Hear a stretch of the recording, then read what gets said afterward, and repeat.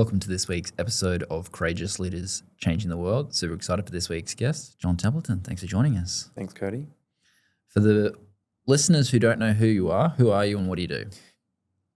Gosh, I'm me. I'm John Templeton. I've done a lot in my life. Right now, I've just finished writing a book called Authenticity, the Art and Science of Being Your True Self. And that was one hell of a journey, the last few years researching and writing that.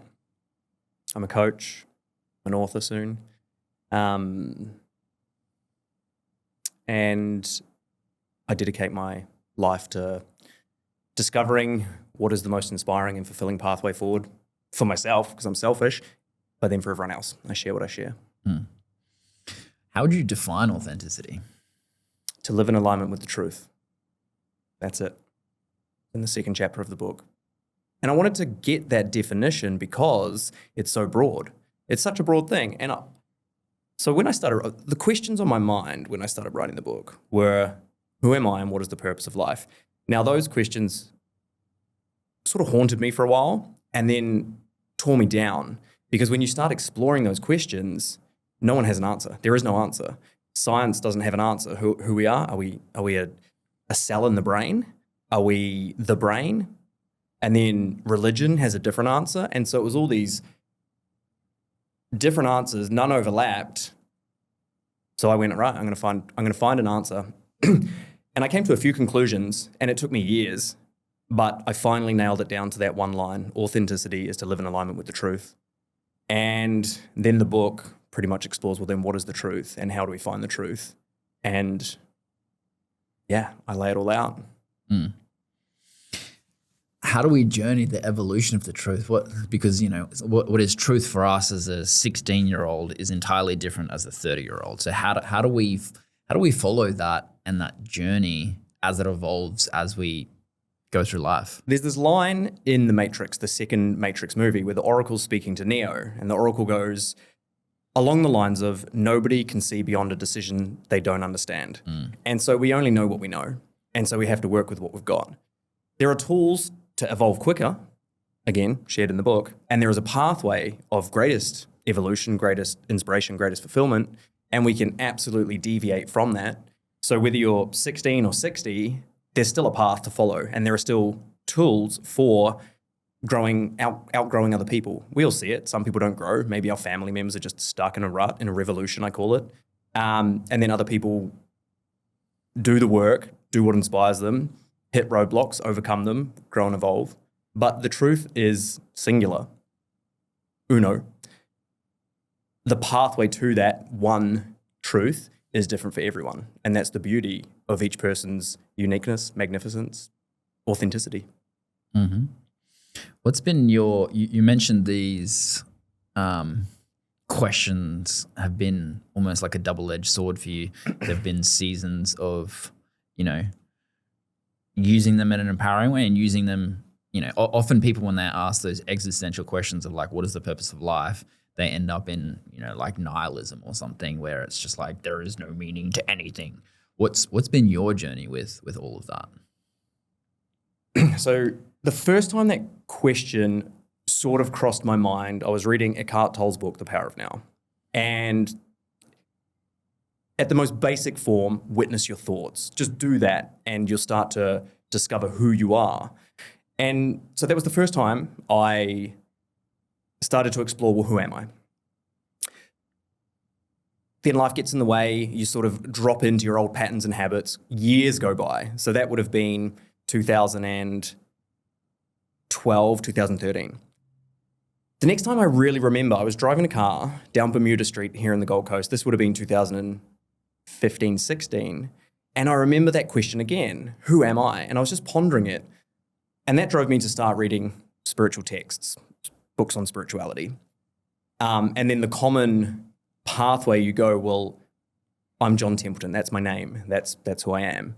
And of course, if you change your name, you're still you, okay? So you're not really a name. And then the next question is, well, I'm my physical body. And if you lose an arm, are you still you? Yeah, sure. What about the other one? What about both your legs? And you can follow that all the way down to maybe the brain. But again, when you explore the science of the brain and maybe some deeper esoteric texts, even the brain is just a radio receiver for what we would call the mind. And so are you your mind?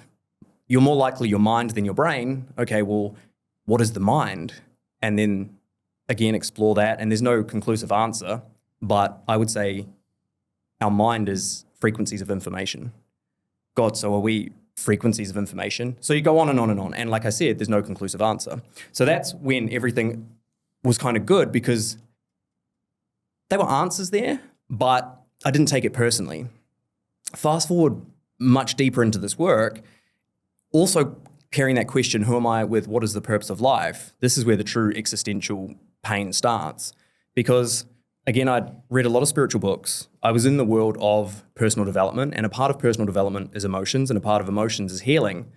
And so I started to go, okay, well, let's heal our emotions. What does that look like? Starts really basic. Okay, if you've got fear, overcome your fear. If you have something from the past that you're resentful about, heal that. But where does it end? And so if you follow that thread, it goes on forever. And all you're ever doing is overcoming your judgments, your perceptions, and growing. And then I asked the question, well, what are we growing towards? Hence, we're growing towards the truth. So the existential part happened when my identity and who I thought I was came into conflict with what I was discovering, that no, that's just who I had been conditioned to be by the world. And I identified as John, Guinness World Record holder, all of my successes, coach, money, all of it. And I realized that the question was really, who would I be without that? And when I asked that question, not even asked it, when I sat and contemplated who would I be without my identity, without my money, without any of those things, beneath that was terror, like pure terror, because all of the stability of my world was based around that. And so without those successes, I became a nobody. Without my money, I had no certainty. And so most people I think would run away from that. And I thought, I want to go into this because I want to be everything I can be. So let's explore it. And I'd learn about shadow work, et cetera, et cetera. So I dove in. And that, I would say that's when life fell apart, actually, because I sort of manifested the loss of everything financially, some form of influence, like my influence, I was running events, all of it faded away. And I really felt totally unworthy, totally like a little scared boy, had such little self-worth. For about 12 months, I couldn't even get an erection. Like my masculinity had gone. I was a mess. Part of me asked for that, and I'm so grateful I went through it, because through that, I discovered who I truly was, which is far beyond our identity, our value system, or anything that we have sort of formulated to hold our reality together. So to answer your question, I can't remember what it was now, but that was the existential journey. It was really questioning, who would I be without all of these things I think I am? And that's a terrifying thing to go through. What would you say to someone who's contemplating taking that journey? Because it's not, to let go of all of the worldly successes and actually take that journey is terrifying to most people. If you look at people who actually, I think it's David Hawkins' work, he's like, it is rare to hear of enlightenment, and it is even more rare to actually pursue it, to be able to actually let go of all of the pieces that we've held on to of who we are and what we've created in the world and our identification with those things, and to let go of those things almost takes us out of being in existence, because our existence is so external rather than actually something which is internal. What would you say to someone that is contemplating taking that journey? First off, David Hawkins is incredible. That's where I started my spiritual sort of reading. Eckhart Tolle, David Hawkins. So fantastic reading. I would say it's not for everyone, and that's okay. I do think that at some point you actually do have to do it, but getting a bit woo-woo, it doesn't have to be in this lifetime. I would recommend you do, because I believe that the whole purpose of life is to become your true self. And you can't be your true self if you're not willing to let go of everything from the past. And so my work in the future will be, and I've helped a number of people do this since, but helping people through it, starting really gently, and then the work gets pretty grueling. So I would say that I would encourage people to do it. The other thing I'll say is, it's probably bad for my business model, but a big part of it you have to do alone. Like no one can do it for you. And although someone like myself could guide you, I'm sure there are lots of people in the world that guide people through that process. You have to come face to face with everything you're terrified of. You have to go through the emotions that are, fear is the big one, driving you to go and get money when your wealth is just crumbling, to look for stability, to look for people to stabilize you, to validate your existence, to find some kind of something to grasp when your identity is crumbling. And you really do have to, in a way, forget the future and just be present with what's happening and go through that transition. So I believe it's a necessity that everyone does at some point. And so I would just encourage people to do it sooner rather than later. And that's what I wanted to do. I wanted to get it done with. And that's a twofold thing, because if you want to get it done, then you're still looking to escape it. And really, that's the opposite. You need to not be wanting it to end, because if you want it to end, that's just fear driving you again. And so there's layers to your mind, there's layers to your patterns, there's layers to your perceptions, deep in your unconscious that you don't even know is there. And the real key is presence. And that's terrifying because there's no certainty for the future. How does one develop more of that presence? Because we crave all of these layers of certainty. It's what we do when we're in that grasping of the mind, to be able to create something to hold on to so that I can then identify myself, so that I can then actually get through the thing. It's the money, it's the partner, it's the whatever the thing is. We create all of this grasping energy to be able to hold on to it so that it gives us some level of certainty, which is totally ingrained and perpetuated by language. We look at people who are, ADHD or autistic or whatever the label they've given, they hold on to that thing, which actually gives them a sense of like who I am, but also creates this huge world of limitation in that identification with that thing from the label. How do we shift beyond that? First off, you're articulating this really well. So thank you. You're making it easier for me. Meditation was my primary tool without question, and also contemplation. And I talk about both tools in the book. There are more. But until we stop and really have a look at what's going on inside, feelings, thoughts, then we'll just continue to run. So our thoughts create our feelings create our actions, and our actions create our reality. Maybe I can give you an example. So through meditation, we stop and we just look at the thoughts. That's the first thing. It's so uncomfortable to do. The first time I started meditating was, I'll go even back before that. You were there, actually. This will be a cool story because you were there. Can you remember we went and we had a healing with Stanzi Langtree, and it was 3 massage tables lined up like downstairs at her place. Can you remember that? Nah. So I think maybe Kezia, a few people there. Yeah. Was it at the Goddess Haven or was it at somewhere else? I don't remember when she was here. I don't remember that name. So I don't think, maybe it wasn't her house. Maybe it was at someone else's house. But anyway, I write this stories in the book. So up until that point, I was a coach, relatively successful, doing pretty well. But everything was about externalized success. What can I achieve? And I went to the energy healing. There were 9 of us there, 3 massage tables, and we took turns, 30 minutes each type thing. I went to go, what is all this about? I want to learn more about energy healing because maybe I can help other people. I didn't realize what was about to come. I think you might have been in the first group. So 3 people went through, they were wriggling around on the table without the healer touching them. I said to myself, this is so stupid, I'm not going to do that. I came up in the second group of 3 and I was like twitching a little bit, which I was even surprised by. But inside I was fuming, I was so angry because I thought I'd wasted my time and I was like, this is just crazy nonsense. So this anger was building up. And then the healer comes over and says, there's anger in your upper back, like my thoracic region, let it out. Don't be scared to let it out vocally. And that made me furious because I was like, yeah, you're making me angry. You know, this whole situation is making me angry. It's nothing else. It's just I need to get out of this situation. Eventually she came back around. She said, let it out, John. and I yelled. I yelled so loud that after I had expressed the anger it was fury, it was just absolute rage. After I'd expressed it, it was just dead silence. Everything stopped. And this wave of energy had literally come out of me. And people had said they felt it. They felt the energy hit them.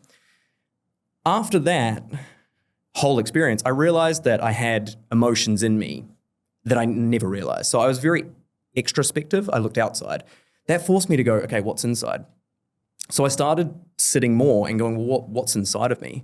And there was just rage, like a child that was so angry that he didn't have what he wanted in life. So I kept exploring my feelings, linking back to your question, how do we figure it all out? And it was so unfamiliar to me to feel my feelings. I didn't know there was stuff going on inside of me. But that became a practice of, what am I feeling? What am I feeling? Quite often I would just get stuck in my head, go about my day, but life would just force me back into my feelings. So I started doing that far more, started realizing that I had all of this emotion and then going through various processes to let it out.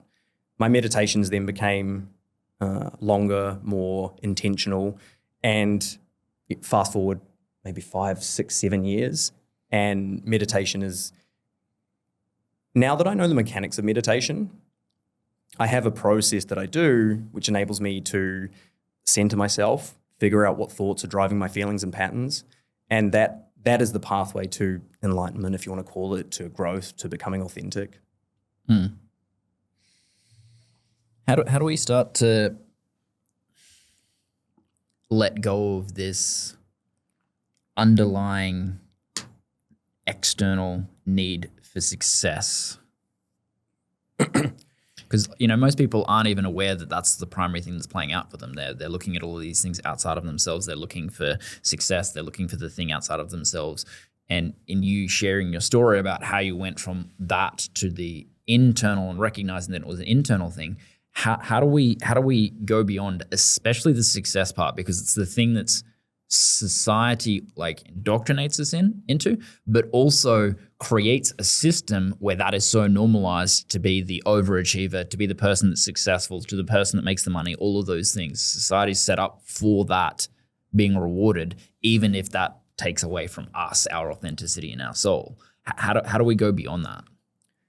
There's one thing that has to happen, which is you have to see through the illusion that doesn't make you happy. Now, I say there's probably 2 pathways to that. One is to achieve it all, get everything you ever wanted, and realize that you're still unfulfilled. And that's why Jim Carrey said, I want everyone to be rich and famous, because you'll realize it's not the answer. So one is to actually physically experience it. The second way is to use your imagination and play out the scenario. Everyone's had times in their life where they've succeeded, they've been happy for a little bit of time, given another 6 months, and they don't even know this, but there'll be some kind of not feeling good enough lying beneath that then drives them to go and succeed at something else. And so there's 2 ways to do it. Either go and achieve it all, or just look at your past. You've succeeded, that didn't fulfill you. You've succeeded before, that didn't fulfill you. Maybe you're feeling great now because you've recently succeeded. Give it time, that won't fulfill you. And so eventually it's pain. Through pain, we go, this doesn't work. And then we go, well, what does work? And that's when my whole identity was shattered, because it was built on ambition and success. And so I explored it. Because I didn't know. I didn't know what fulfillment was. Different people said different things.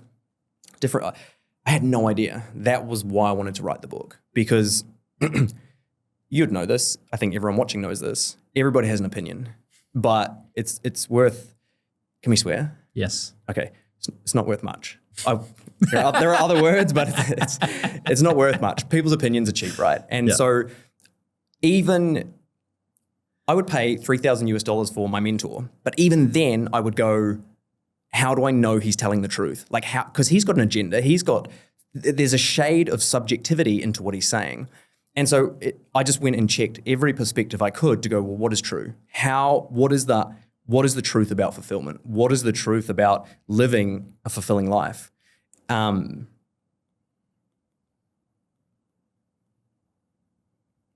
So that's what I did. I went and wrote the book. And it was a guide for me. It was a guide for me, not for anyone else. My wife watched me do the whole thing. I didn't have the answers, and I would read so many books every weekend, just books, write it all down, draw pictures, test perspectives against each other and go, well, this person's saying this person's saying that. There's a conflict there. How do we resolve that conflict? And I worked through it until I got to a position in the book where I feel that all of the questions were answered. And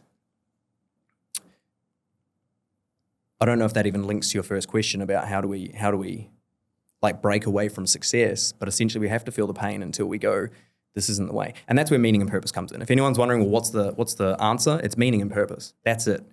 Find what's meaningful to you and do that, because that process within itself is fulfilling. And success may or may not come, but it doesn't matter because you're doing what you love. Chances are success will come because you're inspired. And if you're inspired, you're going to be authentic, doing something unique. And if you give a unique gift to the world and it adds value, you contribute in a unique way. If you can monetize it, you're going to get paid. And that's going to be your life purpose. Mm. What's the distinction that you have for the difference between someone's truth and the truth? A lot of people ask that.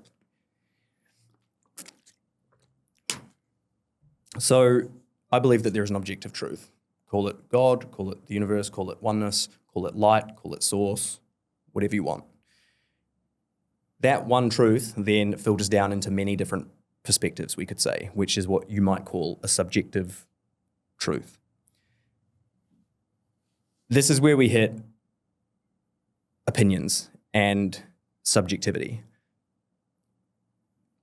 I want to describe it almost like, if people can imagine, call it a golden orb, and that is divinity. And then there's every single human on earth, which is a thread of divinity. When a person is aligned with their golden thread, heading towards divinity, that they're going to be living their truth. And that is whatever they value the most out of anything else in the world. So they're literally willing to sacrifice their life for it. So if they're not willing to sacrifice their life for it, it isn't their highest truth. Because that's what our life is for, to sacrifice for something. Sacrifice means make sacred. So our spiritual path is the path we sacrifice for. So when someone is aligned with their own golden thread towards divinity, your golden thread and my golden thread are going to be different. The same with everyone else. We've got a different golden thread, but that's our path of inspiration. And that's our truth. An opinion comes when so-and-so said this or that, we take in what they said and we believe that that's maybe our truth, but it's not really, because we're not listening to our own heart and soul, our golden thread leading us back to divinity.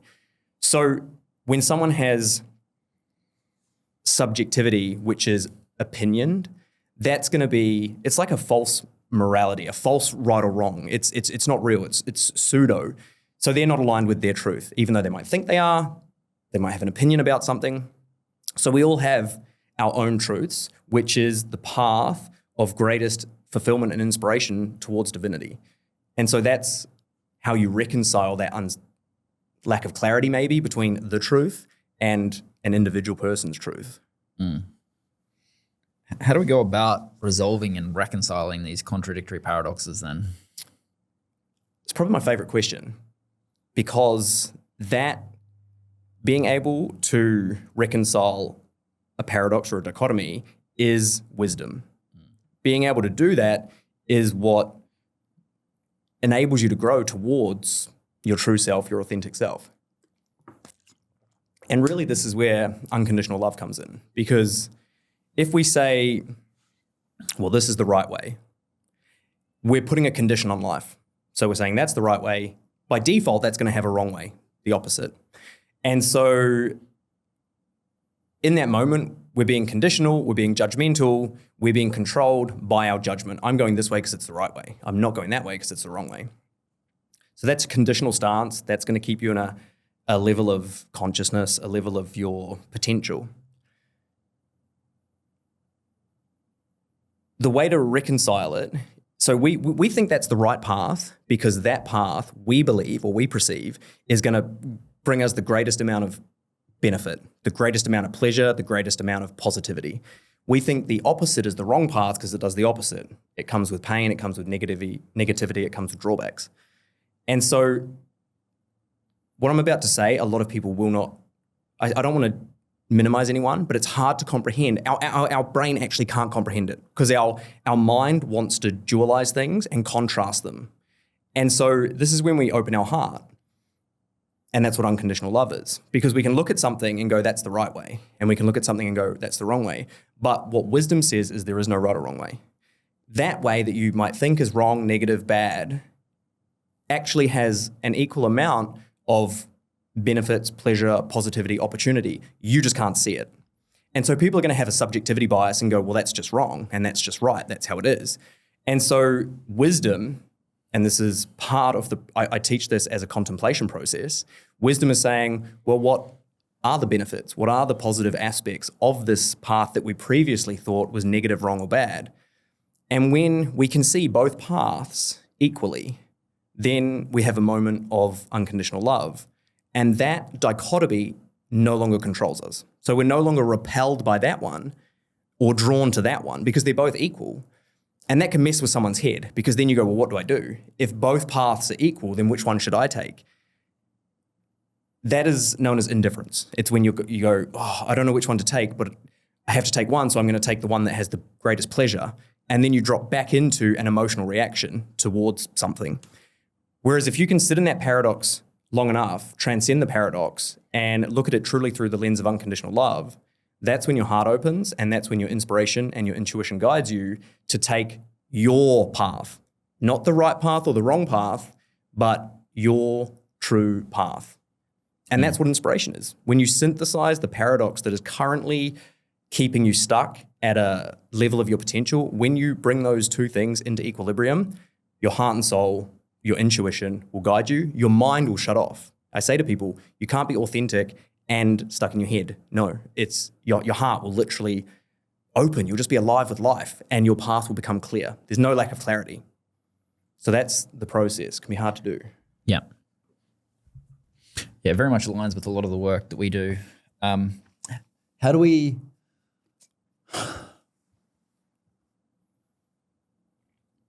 catch ourselves in that mechanism of recognizing that we've mentalized something? Because often what happens is if you look at a lot of people that have, say, come out of DeMartini's work, a lot of them are like, all right, so being emotional is bad, and which it just means that they've just created a separation on emotional and non-emotional. So they've created that. How do we recognize that very subtle distinction of recognizing that we've gone down that path, even though intellectually we know that being non-emotional is the transcending of that paradox? How do we be able to recognize the acute subtleness of when we've done that just with an extra layer of the mind going over the top of it, which is just our mind like looping around it? How do we recognize that and shift it? The first thing I'll say is if someone has done DeMartini's work to the extent, you'll realize that emotions are not bad. They're part of our journey. And so the idea that you'll get rid of your emotions is madness. They're just part of you, and they're a really important part of you. They're your guiding, I don't want to say your guiding light, but they guide you when you're off course.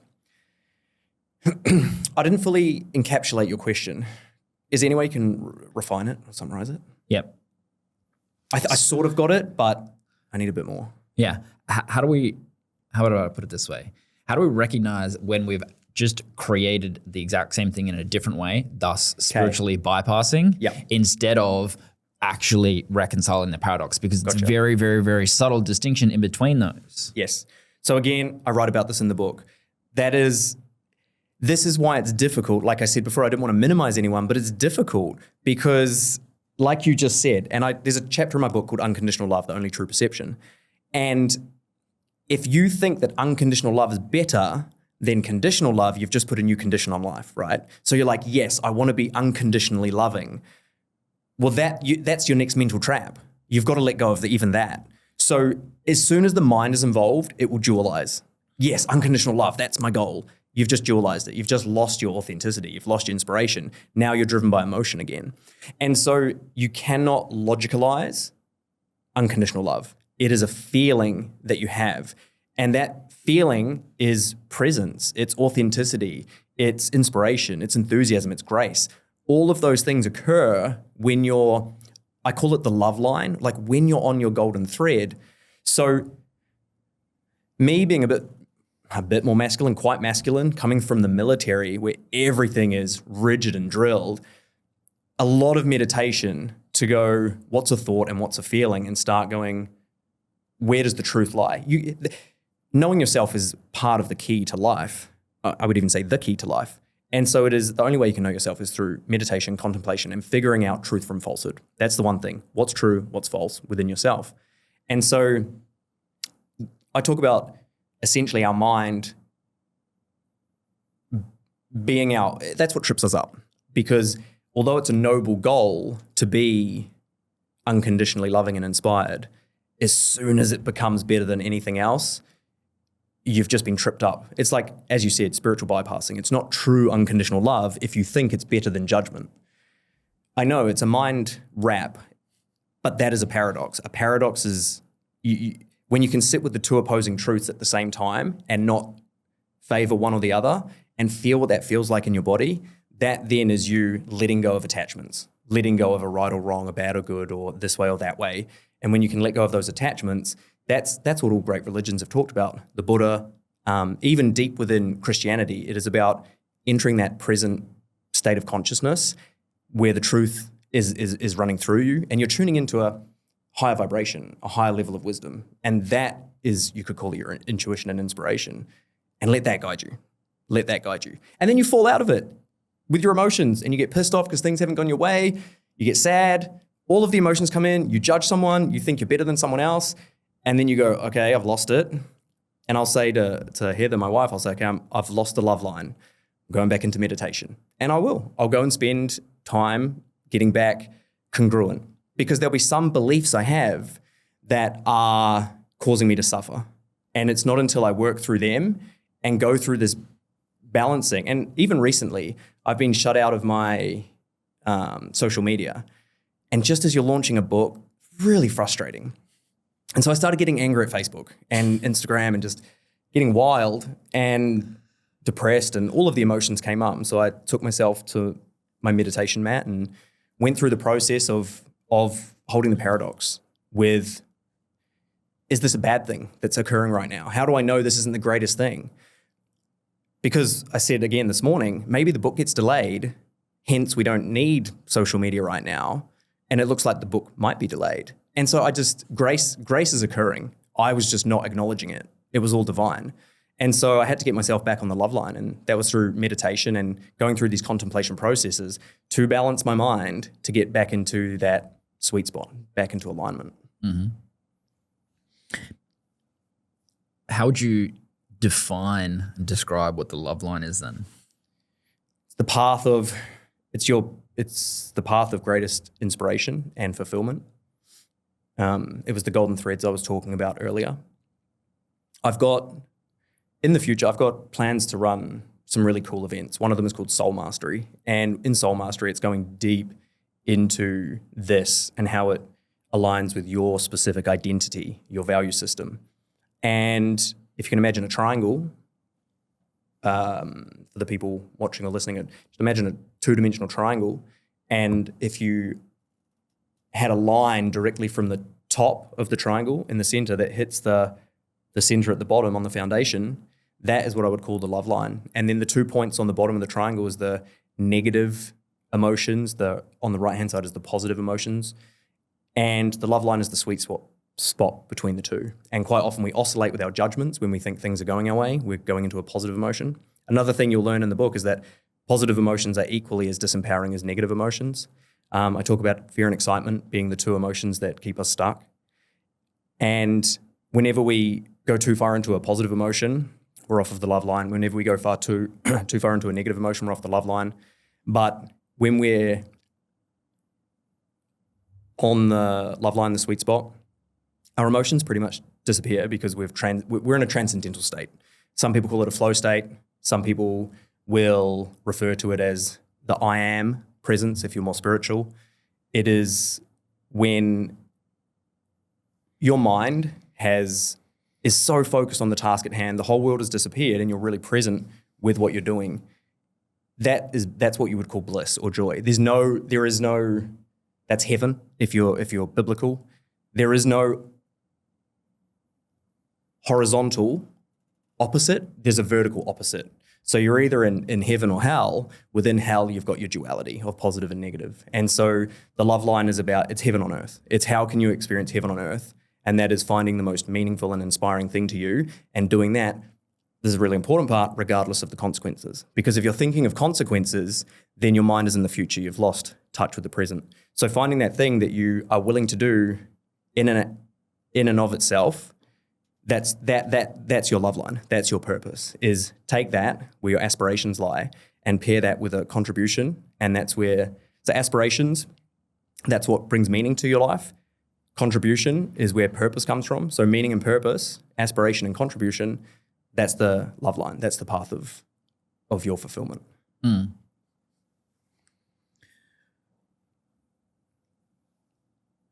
The name of the podcast is Courageous Leaders Changing the World. What's been the time that you've had to summon most courage with all of this? I look at courage almost opposite to how I used to. So I used to, if we're in survival mode, everybody knows that's not the most optimal way to be. But I also say striving mode is also not optimal. So if we're surviving or striving, we're not optimal. And when most people think of courage, it's the courage to follow your dreams. And I would say that's how I used to be. But I think the most courageous thing you can do now is let go of your dreams. I know it sounds crazy, but our dreams are often some ideal we've created that we think are going to make us happy in the future. And we've talked about this earlier, it's not going to happen. And if you're not fulfilled now, you're not going to be fulfilled in your future. Either you're on your love line, on your path, or you're not. And so the other thing I talk about in the book is that fulfillment is non-linear. It's now. You don't have to achieve something to have that. Everybody can access it now. And so courage, even now, is letting go. It is about letting go of the thing I thought I wanted in order to have what's meant for me. And the biggest time I had to do that was with the life I'd created. It was, as you asked earlier, how do we, what would you say to someone going into this? Because I said to you, it was terrifying. It's absolutely terrifying. I lived in a big house. Did you ever come to my house on the water in Robina? Lakeside, had a pool, had a sauna, spa bath that overlooked the water. I had a home gym, the dogs. Studio, beautiful dogs, had it all. Was relatively well known as a coach, was growing really quickly as a coach. And then I would read these spiritual books and go, okay, there's a conflict here. And that was the most terrifying, was following this path, all of this disappears. And my mentor, who you know, Jeff, prior, I said to him, maybe 2 years prior to that, I said, I want to experience the highest of highs as well as the lowest of lows, because if I haven't experienced the lowest of lows, how can I help everyone? How can I help other people if I haven't been there? And he looked at me in the eye and he said, be careful what you wish for. And he was right, because everything came undone and it was super painful, but it was exactly what I needed. Otherwise I wouldn't have done the research, read the book. I wouldn't be who I am or where I am today. And so courage is one of the cardinal traits. I've got eight traits within the book that an authentic person displays, and courage is one of them. And the most courageous thing a person can do is let go of the certainties in their life and embrace the uncertainties, all of them. The people, everyone that brings your life some kind of stability or certainty, and that's a moment-by-moment thing. It'll bring up anxiety, immense anxiety, and if someone can, obviously when you have anxiety, you want to remedy it. So it's like, what can I do to remedy it? Maybe I'll get a job, maybe I'll go and see my friends, maybe I'll take some drugs or alcohol. Really, courage to me is not going after what you want. Courage to me is sitting in the anxiety, sitting in the terror for long enough that it no longer controls you. And when that happens, you've shed a layer of programming.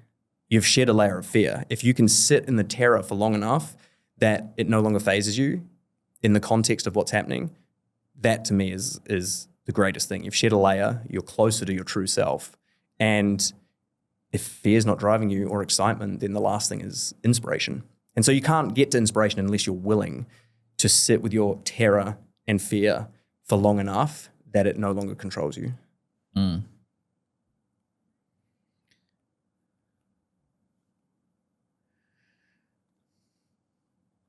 How much does that addiction to control play out with the majority of people in life? I can only speak from my own experience and clients. It's really, how much? All of our life. If we have an identity that we believe or we hold on to, like you said, that gives our life stability, that's control.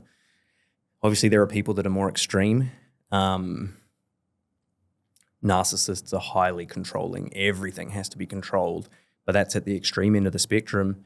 You bring it all the way back down. Even getting annoyed with someone, I got annoyed with you before because you said be here at 1:30 and I was like, he's not on time, right? And so even I sat out there at 1:33 and I had to let go of control even then because, and I think I might have said to Heather, I don't know if I did or I said it in my mind, but I said, like, get back on the love line. Because you've just tried to control something out of your control, come back into the present moment. But most people aren't even aware of that. And that's the beauty of becoming more conscious, becoming more aware.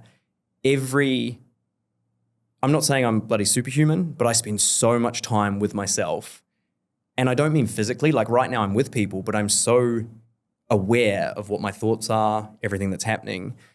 The more conscious you become, the more evolved you become, the more you can see even the micro things that still control you, like that incident outside. And so I think it plays a huge part. It plays such a huge part, and no matter how much work you do, there's probably still going to be more. And the more aware we can just become from the macro, trying to control someone in a narcissistic way, to even the micro, trying to control your friend who's invited you on a podcast. Love it. Great example. Very accurate for me as well. I was in the exact same energetic frequency with Jackie before this. I'm like, all right, so I've got to be there for the podcast at a certain time. So I get the first one started and the second one started, and just coming back from getting your nails done, and I'm just like, no. Woman, hey? How do we develop that deeper skill of coming back to the observer, to the witness, to the one that is actually conscious of what's playing out? I know. You have to value it, which means you have to realize that it is the ultimate gift in life. Awareness is the one thing in life that we want more of and can never, ever give back. The one thing. And so that makes it the gold, because awareness also means free will. The more unaware you are, the more you're controlled by your emotions. Life becomes a predetermined cause and effect scenario. The more aware you become, the less you're controlled by what's going on outside, and the more inner directed you are. And I don't mean emotionally, I mean heart and soul. The more free you become. And so awareness, if you want to gain that skill, first of all, you have to value gaining it. And if you do a bit of research into personal development, or you're on your journey, you'll realize that awareness is the key to life. The more aware you are, the more authentic you are, the more free you are to create, the more empowered you are. All of those good things come from greater awareness. So first you have to value it. And then the second thing comes, once you value it, naturally you're going to seek answers. The pathway for me was meditation and contemplation. Meditation for me is simply feeling what's going on inside. And I've created, it's all in the book, a map of emotion, which shows you where your mind can be. There are 8 points that your mind can go to. And if your mind is in any of those points, you know that you're not on your love line. Then there are the tools to get you back into your center. And so meditation is the key, because then you're going, okay, this is where my mind's going. This is what emotions, and you also know what's about to ensue in your life based on those emotions. And so you just gain this holistic picture of, this is what I'm thinking, this is what I'm feeling, this is the way I want to act, and this is the result that's going to get me in my life. And the other is contemplation, very similar to meditation. Contemplation to me is looking at something from various perspectives. And the more we contemplate, so greater awareness comes back to what we mentioned before. Yes, gaining understanding, learning, so education, understanding, and wisdom. Wisdom is the highest form of awareness. And through contemplation, we can look at both sides of anything, contemplate it, become aware of where we had a belief or a perception that was false. And when we get the true perspective, that's when our awareness, that's when you've gone up a level in your consciousness, let's say. And so first you have to value it. And then I would say the supreme tool without question is meditation and contemplation. And contemplation can also take the form of questions. Questions, I think, are the superior form of contemplation, because a question does two things. It directs your focus. So if I say, what did you have for breakfast yesterday? To anyone listening or yourself, your mind is then forced to go back in time into the past and think about what you have for breakfast. If I said, was what you had for breakfast yesterday enjoyable or not enjoyable? You're going to go back and then you're going to have some kind of duality happening, negative or positive, and that's going to make you feel a certain emotion. Yeah, yesterday it was terrible, maybe a negative emotion. So through questioning, I can guide my own mind. And I did this yesterday. I sat down. What was I looking for the answer for? Oh, it was after the book comes out. I was like, what's the next step after that? And I went down and I sat and I went into a meditation and I asked myself these kind of questions. Okay, so what comes next after that? And then different ideas came out and I just looked through different perspectives. And through that, call it inspiration, an idea came through. I jumped out of my meditation, ran over to wifey, started sharing it. So to grow in awareness, which is the golden ticket, first you got to value it. You got to know that it is what makes your life empowered or disempowered, and then dedicate yourself to learning the skills through meditation and contemplation. Mm.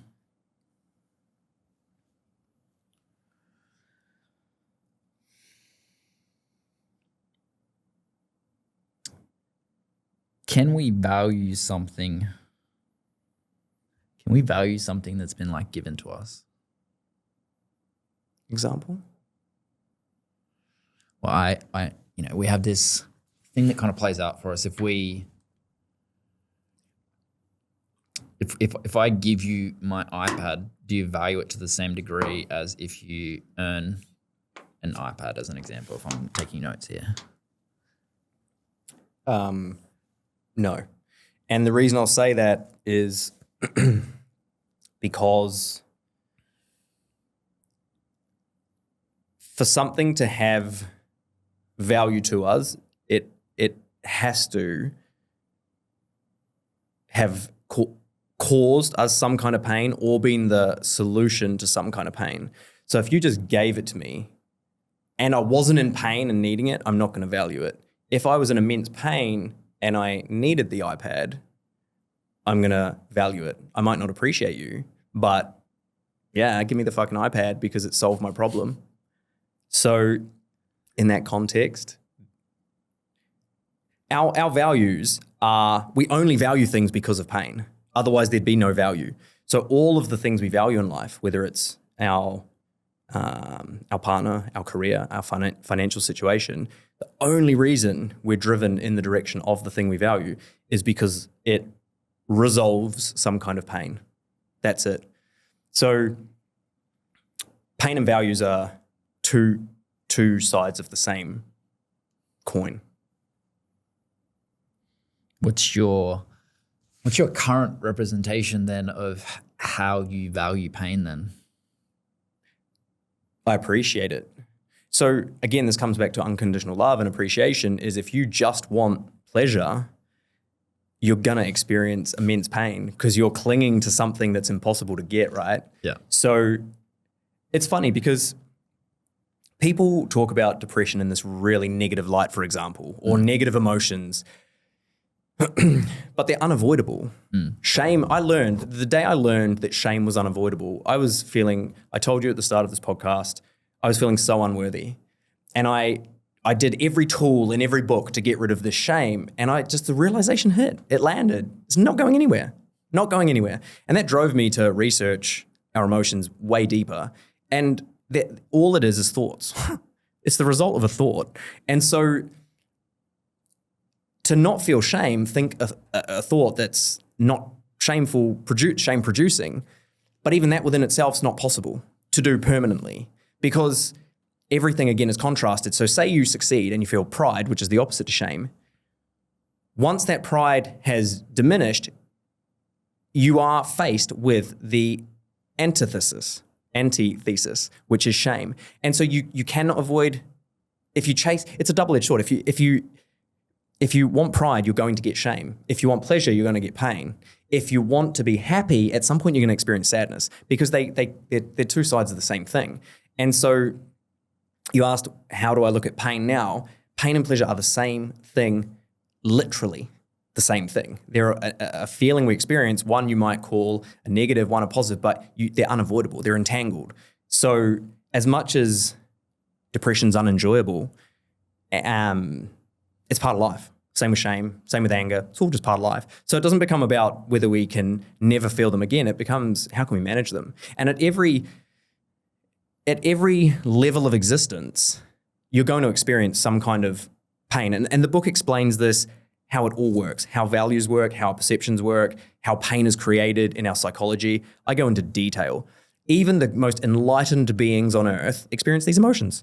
You cannot get beyond them until you're dead, right? So I look at them as part of it. And as much as they suck and suffer, it's great having a wife that helps you through it. When if you're not quite seeing it, someone else, when you're in an emotion or you're in the stress response, your whole focus goes into the problem, right? And so you don't even know you're in it. That's why meditation can be great, contemplation can be great, but sometimes you just don't know. And having someone nearby who gets what's going on, they can help you get out of that. And as coaches, really, that's what we're doing for other people, is helping them change their perspectives so they can get back out of this contracted state and back onto their love line, back onto their path. Yeah. Love that. Now, as we start to wrap up, what would you say to someone in stepping into living a more authentic life then?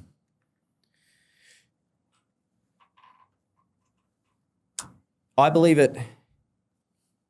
I'll change that word again. I know it sits at the centerpiece and the center point of everything you ever wanted. By prioritizing authenticity, you prioritize fulfillment, inspiration, and creating a life that you love. Anything other than that, you're going to walk yourself off a cliff, because you're going to live someone else's life and it's going to be unfulfilling. You're going to be trying to please other people, maybe. You're going to be doing things for validation. It's just not going to be fulfilling. So authenticity sits at the center of a meaningful, fulfilling, and inspired life. Now, that also means that your career and your vocation becomes inspired. It's not just a click of the fingers. You work your way to that point where you're doing what you love. Your relationships then are built on love and appreciation, because you're not looking for someone outside of you to fill some kind of void inside of you. Sure, you're going to help each other out in life. Great. Help them get what they want. They help you get what you want.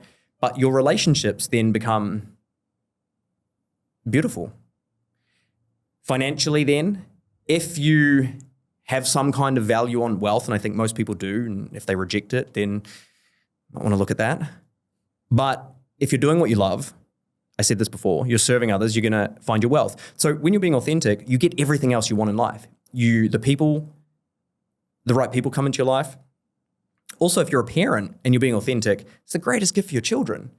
So authenticity it's our spiritual path, and that is the highest, most noble way to live, is to be authentic, because every other area of life then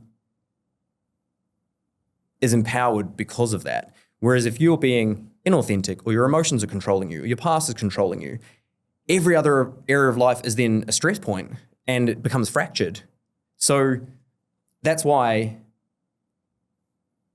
I'm pretty sure this is a thing. I don't know. I'm pretty sure for the rest of my life, I'm going to be helping people step into their truth, the truth, or authenticity, because I can't find a higher value. There's nothing to me that transcends our own divinity within.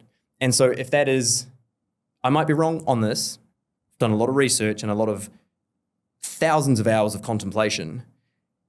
I believe that is the highest truth. And so I'm going to dedicate my life to doing it and then helping other people do it as well. So do it. Love it. I think that's the perfect thing to wrap up on. What's the best way for people to find you? My handle everywhere is John Templeton Official. So that's pretty much Facebook, Instagram, just started up TikTok. But there, website, johntempleton.io.